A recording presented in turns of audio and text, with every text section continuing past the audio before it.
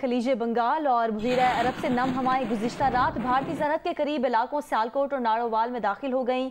आज ये हवाएं मजीद शिद्दत के साथ मुल्क के बलाई इलाकों में दाखिल होंगी और 2 जुलाई से ये मशरकी सिंध में दाखिल हो जाएंगी। कराची समेत सिंध के मुख्तलिफ हिस्सों में तेज़ बारिश का बाइस बनेंगी। उनीबा ज़मीर शाह में रिपोर्ट करेंगी। कराची में आज और कल मतला जुज़वी अबरालूद रहेगा। इसके अलावा हल्की बारिश का सिलसिला भी वक्फे वक्फे से सुबह और रात में जारी रह सकता है।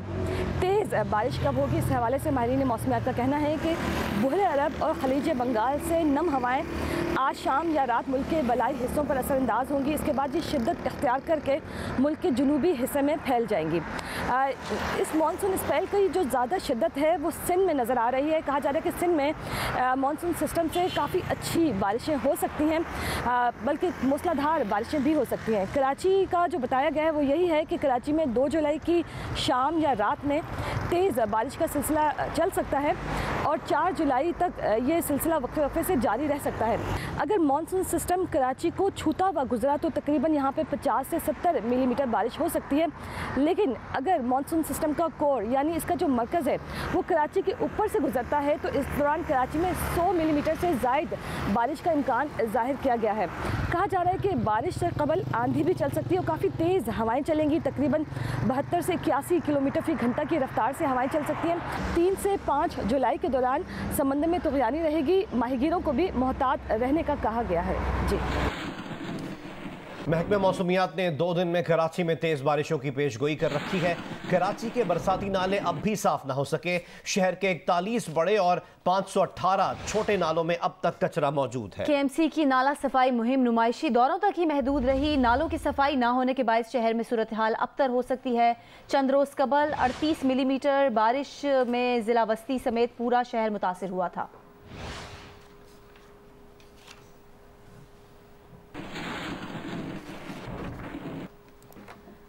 हुंजा में गर्मी की शिद्दत में इजाफे से ग्लेशियर पिघलने से नदी नालों में पानी के बहाव में इजाफे से एक बार फिर हसनाबाद नाले में कायम लोहे का आर्जी पुल मुतासिर हो रहा है। पानी पुल के ऊपर से गुजरने लगा है। हुंजा में गर्मी की शिद्दत में इजाफे से ग्लेशियर पिघलने लगे हैं, जिससे नदी नालों में पानी के बहाव में इजाफा हो रहा है। पानी के इस बहाव में इजाफे से हसनाबाद नाले पर नस्ब आर्जी लोहे का पुल और इसकी सूरत हाल ये है कि इस पुल के ऊपर से पानी गुजर रहा है। SP हुंजा ज़हूर अहमद के मुताबिक शाहराह कराकोरम पर ट्रैफिक मुअत्तल है। ट्रैफिक को शाहराह नगर से गुजारा जा रहा है। गुज़िश्ता महीने हसनाबाद में RCC पुल शिश पर ग्लेशियर से पानी के अखराज के बायस गिर गया था। नदी के किनारे आबाद शेराबाद के इलाके में मुतासरीन खैमों में मुकीम हैं। गर्म मौसम में मुतासरीन को मुश्किलात का सामना है। मुतासरा अफराद ने हुकूमत से मुतालबा किया है कि उन्हें महफूज मुकाम पर मुस्तकिल आबाद किया जाए।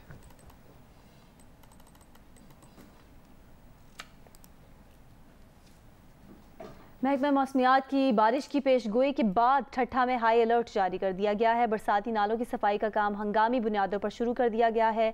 मजीद बता रहे हैं शाहिद सिद्दीकी। जी, महकमा मौसमियात की जानिब से बारिश की पेशनगोई के बाद ज़िले इंतज़ामिया की जानिब से ज़िले में हाई अलर्ट जारी कर दिया गया है और तमाम जो बरसाती नाले हैं उनकी सफाई का काम हंगामी बुनियादों पर शुरू कर दिया गया है। ज़िले में हाई अलर्ट जारी करके तमाम सरकारी मुलाजमीन की छुट्टियां मनसूख कर दी हैं। माहीगीरों पर गहरे समंदर में शिकार पर जाने पर पाबंदी आयद कर दी है। महकमा सेहत को जो कोस्टल बेल्ट के अंदर जो अस्पताल हैं उनमें जो ज़रूरी अद्वियात हैं उनकी फराहमी को यकीनी बनाने के लिए भी हिदायत दी गई हैं। उधर इस्लामाबाद में गर्मी की शिद्दत में आज कदरे कमी है। महकमा मौसमियात का कहना है कि आज शाम को जुड़वा शहरों में गरज चमक के साथ बारिश हो सकती है। तफसीलात बताएंगी जरमीन जहरा। जी बिल्कुल, इस्लामाबाद का मौसम आज कदरे बेहतर दिखाई दे रहा है। गुज़िश्ता 3-4 रोज़ से दिखाई दे रहा था कि रावलपिंडी इस्लामाबाद में दर्जा हरारत 40 से तजावज़ कर जाता था और गर्मी की शिद्दत में काफ़ी ज़्यादा इजाफा हो रहा था। सूरज खूब सवा नेज़े पर था। आज देखा जा रहा है सुबह से ही दर्जा हरारत में काफ़ी कमी वाक़ हुई है। इस वक्त दर्जा हरारत 34 डिग्री रिकॉर्ड किया जा रहा है। हवा जो है वो भी हल्की हल्की चल रही है क्योंकि महकमा मौसमियात का बताना है कि आज से मुल्क भर में मानसून का सिलसिला जो है वो दाखिल होने जा रहा है। आज शाम को रावलपिंडी इस्लामाबाद में हल्की बारिश रिकॉर्ड की जाएगी और इस इसी तरह बारिशों का सिलसिला जो है वो 4 जुलाई तक जारी रहेगा। खैबर पख्तूनख्वा में, पंजाब में, कश्मीर में बारिशों का सिलसिला जो है वो 4 जुलाई तक जारी रहेगा, जबकि 1 जुलाई से लेकर 5 जुलाई तक बलूचिस्तान और सिंध में बारिशें रिकॉर्ड की जाएंगी। महकमा मौसमियात का बताना है कि पंजाब के जो नशेबी इलाका जात हैं वो ज़ेरे आब आ सकते हैं, और उसके अलावा पहाड़ी इलाका जात जो है वहाँ पर लैंड स्लाइडिंग का बताया गया है। खैबर पख्तूनख्वा और उसके अलावा जो गिलगित बल्तिस्तान और मरी के मज़ाफ़ाती इलाका जाते हैं वहाँ पर लैंड स्लाइडिंग का बताया गया है, और इसी सिलसिले में तमाम मुतल्लिक़ इदारों को जो है वो रेड अलर्ट भी जारी कर दिया गया है। जी, पंजाब समेत मुल्क भर में बिजली का बहरान जारी है। बिजली की पैदावार 21,900 और तलब 29,200 मेगावाट है। इस तरह मुल्क में बिजली का शॉर्टफॉल 7,300 मेगावाट हो गया है। वजारत तवानाई ने लोड शेडिंग पर खामोशी इख्तियार कर ली है। NTDC ज़राए के मुताबिक मुल्क में बिजली की पैदावार 21,900 और तलब 29,200 मेगावाट है। इस तरह बिजली का शॉर्टफॉल बढ़कर 7,300 मेगावाट हो गया है। शहरों में 10 और देहात में 12 से 14 घंटे की गैर एलानिया लोड शेडिंग की जा रही है। दूसरी जानिब वजारत तवानाई ज़राए का कहना है कि पावर हाउसेस को तेल और गैस की किल्लत का सामना है। वजारत तवानाई ने वेबसाइट पर लोड शेडिंग का डेटा अपलोड करना भी बंद कर दिया।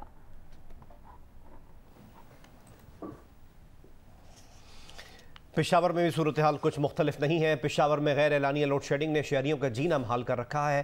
हमें रिपोर्ट करेंगी शीबा हैदर। जी बिल्कुल, पेशावर में एक तरफ गर्मी की शदीद लहर जारी है तो दूसरी तरफ लोड शेडिंग ने शहरियों का जीना महाल कर रखा है। शहरी इलाकों में 8 घंटों की लोड शेडिंग की जा रही है, जबकि देही इलाकों में लोड शेडिंग का दौरानिया 18 घंटे तक पहुंच चुका है। गैर ईरानी लोड शेडिंग के बायस शहरियों को शदीद मुश्किलात का सामना करना पड़ रहा है। कारोबारी तबका जो है वो बुरी तरह मुतासिर हो रहा है। इस वक्त हमारे साथ एक शहरी मौजूद है, उनसे बात करते हैं। कारोबार बिल्कुल तबाह हो गया है, इसलिए कि गैर एलानिया लोड शेडिंग है। कोई पता नहीं कब बिजली आ जाए, कब चली जाए। गाहक हमारे इतने हमें आके तंग करते हैं। हमने टाइमिंग दी हुई है लेकिन वो टाइम पे काम तैयार नहीं हुआ। जी, जैसे कि इनका कहना था कि कारोबार इनका शदीद मुतासिर हुआ है। सिर्फ यही नहीं बल्कि घरेलू खवातीन को भी घरेलू अमूर में शदीद मुश्किलात का सामना करना पड़ा है। शहर के बास इलाकों में बिजली की गैर ईरानी लोड शेडिंग से पानी की किल्लत पैदा हो गई है। पेस्को हुकाम बात हुई तो उनका कहना था कि जिन इलाकों में लाइन लॉसेस ज्यादा है तो वहाँ पर लोड शेडिंग का दौरानिया भी ज्यादा है।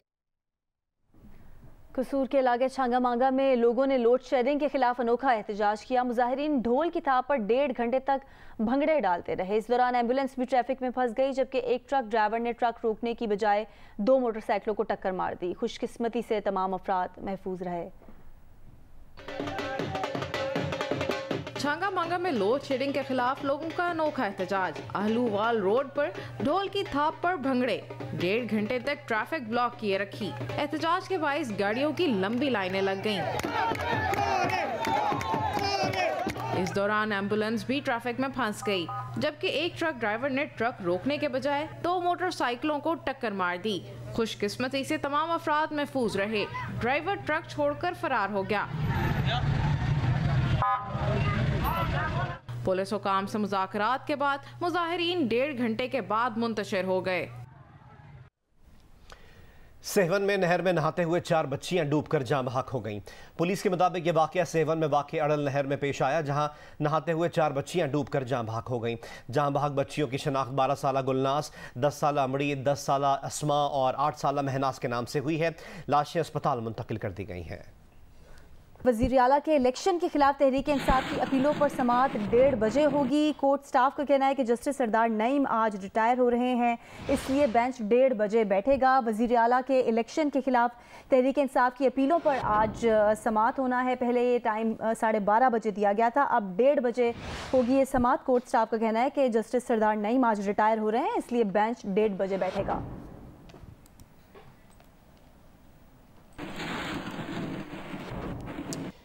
वज़ीर आज़म शहबाज शरीफ ने साबिक सदर आसिफ अली जरदारी और वज़ीर ख़ारजा बिलावल भुट्टो जरदारी को ज़ोहराने पर बुला लिया है। ज़ोहराने में मुल्क की सियासी सूरत हाल और MQM की सिंध हुकूमत से मुताल्लिक़ खदशात पर मुशावरत होगी। वज़ीर आज़म शहबाज शरीफ आज आसिफ जरदारी और बिलावल भुट्टो जरदारी के एजाज़ में ज़ोहराना देंगे। ज़ोहराना वज़ीर आज़म हाउस में दिया जाएगा। ज़ोहराने में मुल्क की सियासी सूरत हाल पर मुशावरत होगी। ज़ोहराने में पीपल्स पार्टी से मुताल्लिक़ MQM के खदशात पर भी बात होगी।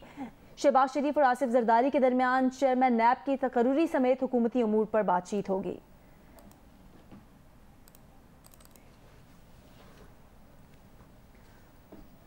हुकूमत की एक और अहम इत्तेहादी जमात नाराज अवामी नेशनल पार्टी ने वफाकी हुकूमत से अलहदगी पर गौर शुरू कर दिया है।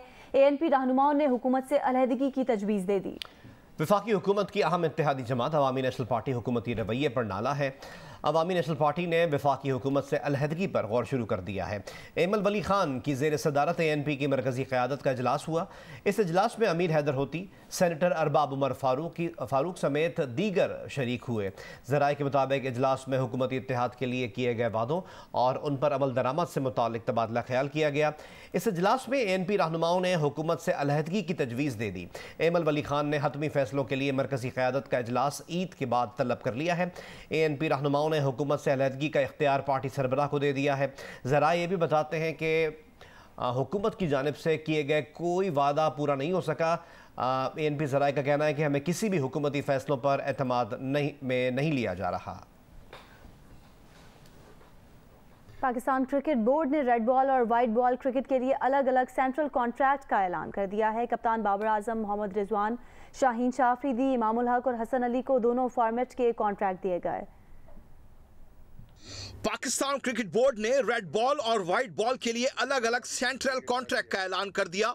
10 खिलाड़ियों को सिर्फ रेड बॉल और 11 खिलाड़ियों को सिर्फ वाइट बॉल का कॉन्ट्रैक्ट दिया गया है। कप्तान बाबर आजम, शाहीन शाह अफरीदी, मोहम्मद रिजवान, इमामुल हक और हसन अली को दोनों फॉर्मेट के कॉन्ट्रैक्ट दिए गए हैं।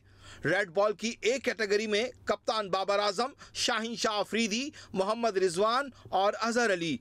बी कैटेगरी में हसन अली और फवाद आलम। सी कैटेगरी में इमामुल हक, नसीम शाह, अब्दुल्ला शफीक और नुमान अली। डी कैटेगरी में सरफराज अहमद, शान मसूद, यासिर शाह, आबिद अली और सऊद शकील शामिल हैं। वाइट बॉल की ए कैटेगरी में कप्तान बाबर आजम, शाहीन शाह अफरीदी, मोहम्मद रिजवान, फ़खर जमान और शादाब खान। बी कैटेगरी में इमामुल हक और हारिस रऊफ। सी कैटेगरी में हसन अली और मोहम्मद नवाज। डी कैटेगरी में शाहनवाज धानी, उस्मान कादिर, हैदर अली, आसिफ अली, खुशदिल शाह, जाहिद महमूद और मोहम्मद वसीम जूनियर को शामिल किया गया है। जबकि 7 खिलाड़ियों को इमर्जिंग कैटेगरी में भी शामिल किया गया है। सेंट्रल कॉन्ट्रैक्ट का इतलाक 1 जुलाई से होगा।